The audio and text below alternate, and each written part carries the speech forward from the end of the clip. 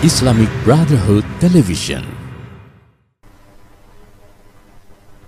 Lah soal anak itu anak halal atau anak haram, yang tahu kan bapak dan ibunya.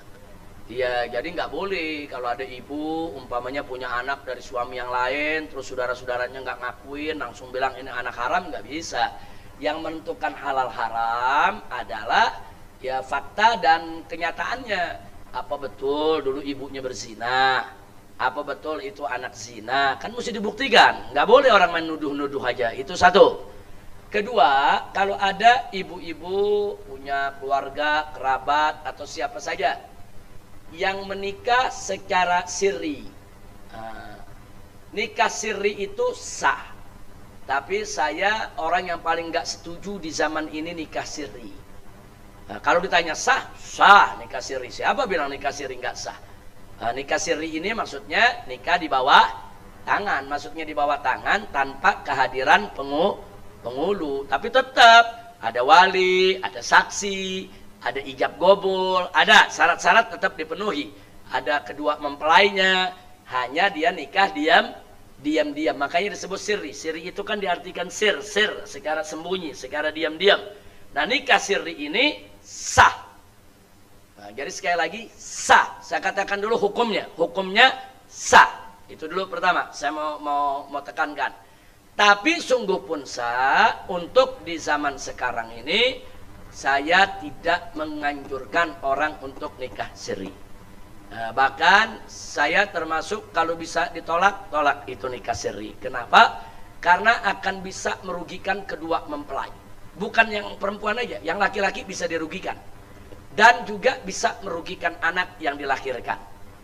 Kalau di kemudian hari terjadi sesuatu. Contoh, laki-laki dengan perempuan menikah siri.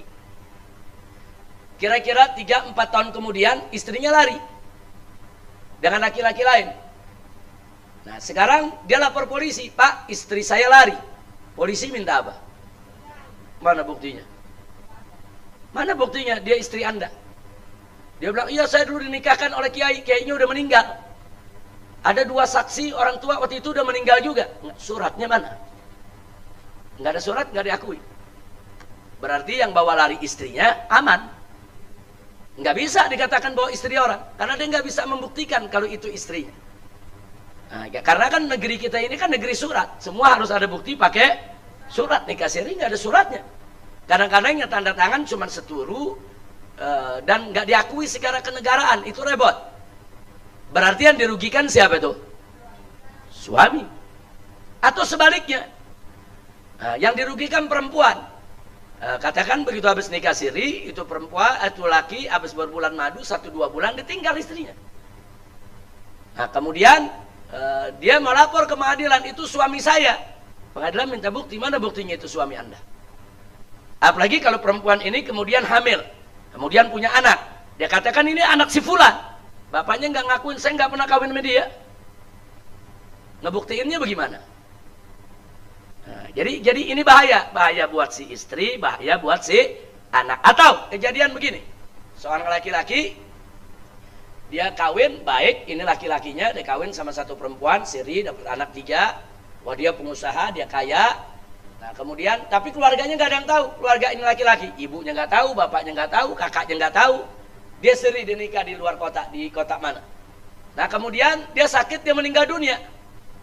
Nah terus istri sama anak-anaknya mau buktikan ini keluarga si suami bagaimana?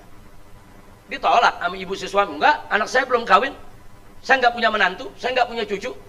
Dikuasai itu harta sama orang tuanya. Akhirnya si istri dan anak nggak dapat warisan. Dia tanya, yang dirugikan siapa? Istri dan anak. Nah, jadi sekali lagi nikah siri sah, tapi berbahaya kalau ternyata salah satu pihak atau keluarganya yang kedepannya nggak mengakui perkawinan tersebut. Tapi kalau punya surat nikah sah, walaupun mereka nolak, mereka sumpah, ya kuat nggak ada urusan. Ada bukti, itu istri bisa bawa anaknya di luar kota. Itu suami saya meninggal dunia, ini anaknya, ini buku nikah kami. Nggak bisa ditolak. Nah kalau keluarganya tetap nolak, bawa ke pengadilan. Dan pengadilan bisa nerima, karena punya surat. Nah, tolong sekali lagi, Kalau mau soal nikah diam-diam, kan diam-diam bisa di KUA. Nggak perlu diumumkan, datang ke KUA, kawin depan KUA. Nggak ada yang tahu, tapi memenuhi persyaratan dan punya buku nikah. Nah, jadi sekali lagi, itu problem-problem seperti itu datang biasanya karena tidak nikah secara kenegaraan. Tapi bukan berarti nikah siri haram ya, enggak. Nikah siri sah, boleh, selama memenuhi persyaratan. Nah, kalau pertanyaannya orang dulu kawin nggak pakai surat-suratan, ya orang dulu banyak yang jujur. Segelek-geleknya dia, kalau kawin dia ngaku, iya dia kawin. Walaupun dia kawin lagi mau diomelin sama bininya, mau dijambak sama bininya, tapi dia ngaku, iya memang saya kawin lagi dulu, saya salah, saya minta maaf. Palingan begitu ya, kawan. Kalau sekarang ini banyak pembohong. Saya rasa jelas ya. Nah, jadi jangan, ibu kalau punya anak jangan. Kalau ada yang lamar mau kawin, ayo kawin. Wah, saya nggak mau rame-rame, orang ketahui. Ya nggak apa-apa, nggak rame-rame. Ayo kita ke KUA. Nah, coba bawa saksi 2 duduk di KUA. Tolong Pak Penghulu kawinin ini. Tapi nggak usah diumumkan kemana-mana. Keluarin buku nikahnya. Aman buat si istri. Nah, kalau nggak nanti kesian si istri kalau sampai di kemudian hari menjadi masalah.